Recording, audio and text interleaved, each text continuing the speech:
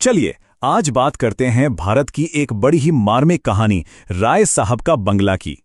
ये कहानी एक ऐसा सवाल उठाती है जो शायद हम सब ने कभी न कभी खुद से पूछा होगा कि आखिर घर का असली मतलब होता क्या है।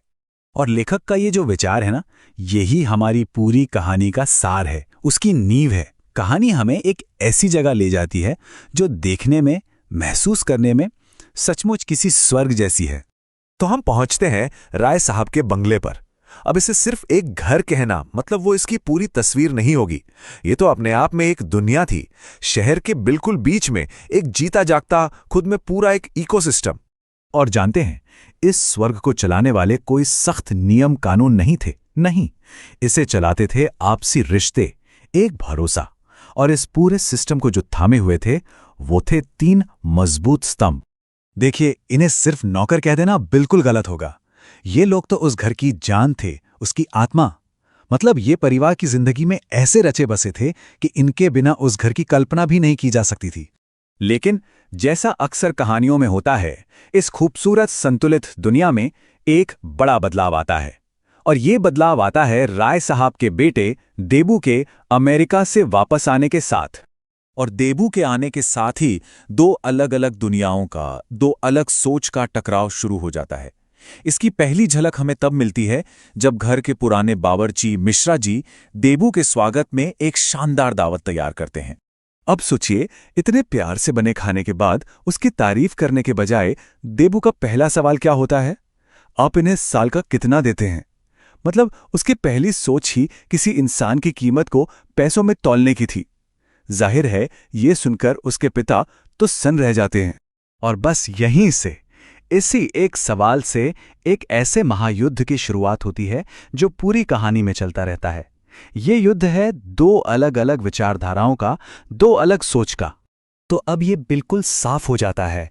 एक तरफ है राय साहब की दुनिया जो भावना, परवाह और परंपरा पर चलती है, और दूसरी तरफ है देबू की दुनिया जहां सब कुछ पैसा, फायदा और मॉडर्निटी के तराजू पर तौला जाता है।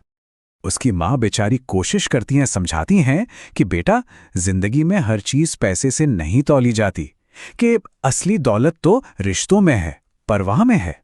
लेकिन उनकी बातें देबू के लिए बेमानी थी। वो तो बस सब कुछ अपने कंट्रोल में लेने पर तुला था। और बस देबू अपने मिशन पर निकल पड़ता है। उसे लगता है कि वही सब कुछ बेहतर जानता है।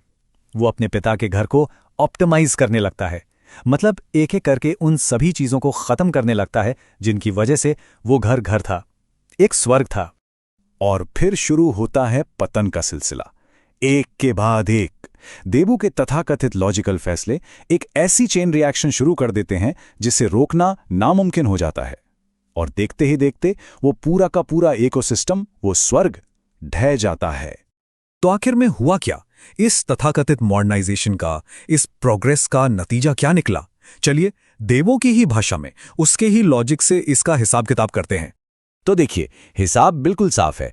पाया वाले कॉलम में जो भी है उसकी एक कीमत है, एक प्राइस टैग है। लेकिन जो खोया वाले कॉलम में है वो बेशकीमती है, अनमोल है, उसकी कोई कीमत हो ही नहीं सकती। आखिर में उस स्वर्ग को पैसों के लिए बेच दिया जाता है, उसकी आत्मा को, उसकी खूबसूरती को बस एक स्प्रेडशीट पर लायबिलिटी, मतलब एक बोझ मान लिया जाता है। और ये कहानी हमें एक बहुत गहरे सवाल के साथ छोड़ जाती है कि आधुनिकता की इस दौड़ में कहीं हम मूल्य और कीमत का फर्क ही तो नहीं भूलते जा रहे, कि हम असल में क्या संजो रहे हैं और क्या कुछ है जो हम हमेशा के लिए खोते जा रहे हैं।